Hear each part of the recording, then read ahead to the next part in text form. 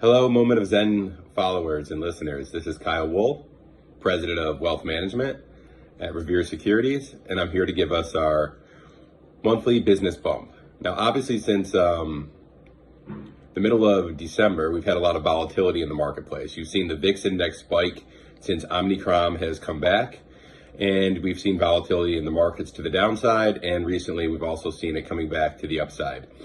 I think a lot of this has to do with the uncertainty of Omicron. I think a lot of it has to do with the supply chain and things that are going on with the supply chains right now and the delays coming out of microchips from Taiwan and South Korea. I also think that the city in New York had a pretty big GDP hit from not having travelers come for the holidays. And one thing that I've seen is a massive bifurcation between the economic activity in New York and where I am right now in South Florida. It seems to be South Florida, you've got massive inflationary pressure on the price of luxury goods, on the price of real estate, and on the price of hotels, for that example. Typical hotels that might have been $300 to $400 2 years ago at this time are now trading at $700 to $800 a night.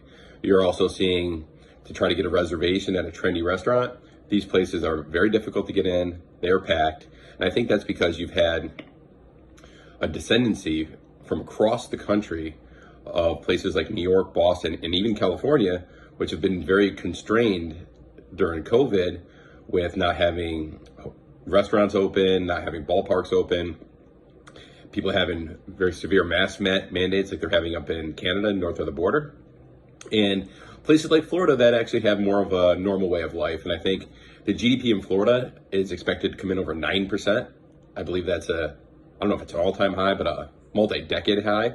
And I think this will continue for a while. But I do think if New York City and Boston and Chicago and Los Angeles do begin to reopen, those are highly attractive tourist destinations for Americans from all over the country and for Europeans from all over the country. So I do have hope.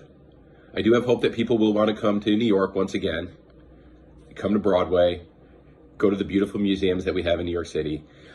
And this seems to be, the CEO of Moderna was out the other day saying he thinks we're getting close to the end of the pandemic. Looks like the administration, even in the state of New York, Governor Hochul has recently pulled back the mandates of having masks indoor in workplaces and leaving it up to the companies themselves. And I think as that happens, we will have people get back to work.